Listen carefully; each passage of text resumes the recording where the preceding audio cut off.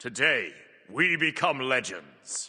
With Smite 2's alpha rapidly approaching, I wanted to make a quick video collating all the information we have so far about the game and what's different compared to Smite 1, so you can jump into the alpha with the knowledge you need to get started. If you're looking to pick up a Founders Pack for guaranteed access to the alpha on May 2nd, then you can get one at my creator link at nexus.gg/intersect for no extra cost while helping support the content I make. Appreciate ya. Okay, so first up, I'll mention that as an ambassador, I've had the chance to play Smite 2 early throughout the development process, and in the grand scheme of things, the game feels very familiar if you've been a long-time Smite 1 fan. It won't be like playing a completely different game, and most of your skills from Smite 1 will transfer directly over, such as general combat knowledge, general conquest map layout, god kits are mostly the same, etc. However, there are quite a few things that are different about the sequel, which is what we'll discuss in this video. The first and probably most important thing is the item system overhaul. In Smite 2, physical power and magical power are replaced by strength and intelligence respectively, and there are no restrictions on which gods can buy what. So yes, you can buy intelligence items on mages, but you can also buy them on Neith, and in fact she works very well with an intelligence build.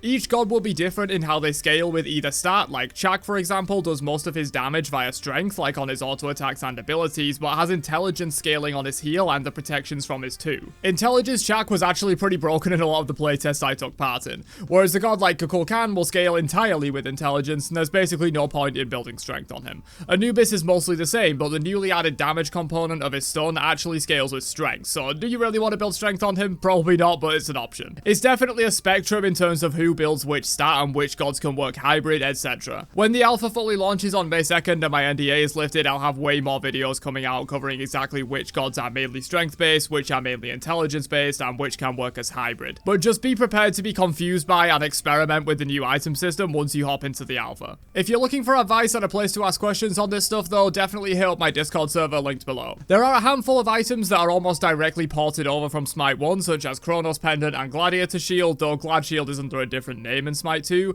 However, in my experience, the majority of items in Smite 2 are completely new and will take some time to get used to. Of course, I'll have videos coming out covering all this stuff once the alpha goes live, so be sure to subscribe if you haven't already to catch those. There is also an auto build system that's pretty decent from what I've seen if you don't want to jump into crafting your own builds immediately as you get into the alpha. I would actually recommend using auto build for your first like 5 matches or something just to get your hands on it. Relics and active items are also very different in Smite 2. Relics as you know them no longer exist. Everyone, regardless of role, gets a free purification beads on a longer cooldown than Smite 1 and a free ward. The way you get access to powerful active effects are through your normal items, some of which come with a button press activated effect. Many of these are very similar to Smite 1 relics such as Blinking Amulet, which does what it says on the tin, but there are also plenty of new active effects such as Bloodforge now being a shield that you activate manually rather than on getting kills, and the shield now scales with your strength. There are many active items and getting used to them will be a struggle if the only MOBA you've ever played was Smite 1. I'm in the same boat, and even after playtesting the game several times, I struggle to remember that I have active items to press in fights.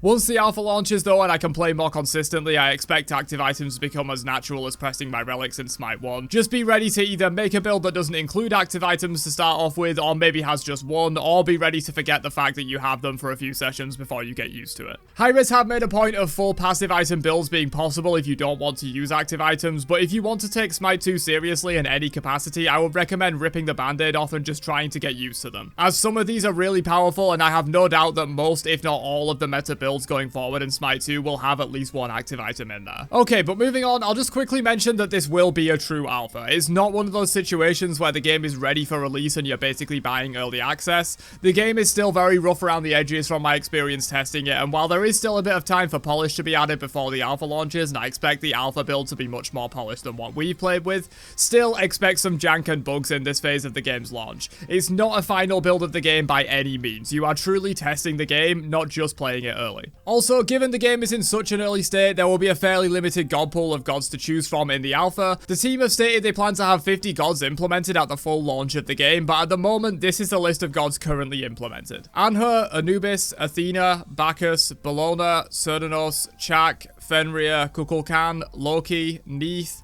Odin, Ymir, Zeus, and Hecate. This could change by the time the alpha launches though, and 1 or 2 gods might be added in the interim, we'll see. Some other gods have also been confirmed through skins or developer deep dives, which include Susanoo, King Arthur, Izanami, Hercules, Pele, Nuwa, Danzaburo, Yamoja, Jingwei, Huyi, and Sol. These gods are only confirmed by the fact that they have skins or have been shown in some form officially though. It doesn't mean they'll be there in the alpha, but they should be some of the next gods to be added in the coming months, I would expect. Which, by the way, if you weren't aware already, the team plans to release a ported Smite 1 god every 2 weeks and a brand new Smite 2 god every 2 months once the game launches. There are also going to be quite a number of minor kit tweaks to certain gods going into Smite 2, such as Anhurult having a larger, more damaging hit on the final swing, and Anubis ult having the same but as an initial blast. Bacchus' next basic attack after chugging deals bonus damage, Fenrir's 3 now counts as a basic attack and can crit, etc. Just be prepared for your favourite god to have some minor tweaks once you get into the alpha, but as far as I've seen, there aren't any major reworks for Smite 2 yet, just kit tweaks here and there to make older gods feel more fresh. That doesn't mean there won't be any major reworks, I'm definitely hoping there will be for some problematic characters, but at the moment there aren't any for the alpha. Alright, next up let's take a look at the Smite 2 Conquest map.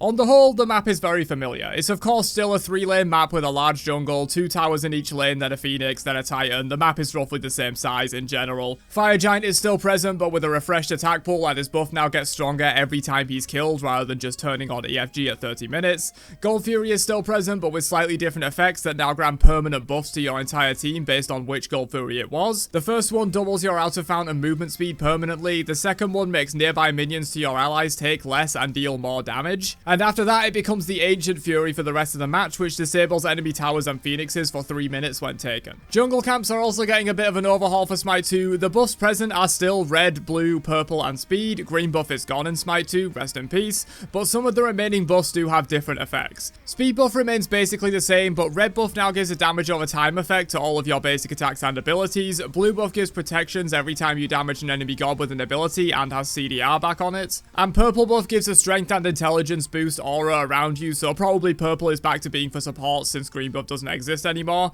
RIP ADC mains, feels like they always get neglected on the jungle buff front. Every jungle camp also now has a leveling system where they start the game at level 1 and scale up to level 4 as you kill them multiple times over the course of a match. At level 1 there are actually no buff drops, and in my experience you start in lane for Smite 2. At level 2 the camps start dropping buffs, and then at level 3 and 4 the buffs get improved effects. This means it's even more important in Smite 2 to take all of your camps on cooldown to maximize the leveling aspect. Invading enemy camps will also give you XP towards leveling up your own corresponding buff, and there seems to be no Invader's Curse as far as I'm aware, so invades are definitely going to be more viable in Smite 2. Go wild. Mid camps have also been changed up, as they now house a rotating buff camp that switches between the 4 buffs each time it's taken, which will also grant XP towards your corresponding buff if you grab those. There's also stealth bushes all over the map in Smite 2. We've had similar things in Smite 1 before, such as the mist pods in the jungle, but much like other MOBAs such as League or Dota, there will now be bushes in the lanes, which makes your walls even more important and can allow for some very interesting surprise plays, so be ready for aggressive supports lurking in the dual lane bushes for most of the laning phase. There are also small interactable gold piles located next to each lane, which take a few seconds to grab and give your team a small amount of global gold. These will be very important to grab, so pay attention to when they spawn. The Totem of Ku is gone from solo lane and is replaced by the Warhorn, which buffs your next minion wave in each lane to have a superpowered brute minion at the front, almost like a mini Oni Fury. And finally, for Conquest in Smite 2, there are teleporters in the side jungles that link to the other side of the map, similar to Year 11's teleporters in Smite 1. Speaking of maps, we don't yet know when other game modes besides Conquest will be available in Smite 2, but I imagine for the alpha it will just be Conquest, since we've heard nothing about other game modes at all yet, and it will be a true alpha. So they probably want to work on perfecting the core game mechanics and Conquest before working on other modes. Rest assured though that the most popular modes will probably still be there by full release. But that's everything we know so far about what will be in Smite 2's alpha and how it will differ from the Smite 1 experience. Hopefully this video helps get all the relevant information to you so that you can jump into the alpha in May with confidence. Catch you guys in another one later on. Have a great day, and peace out, you nerds.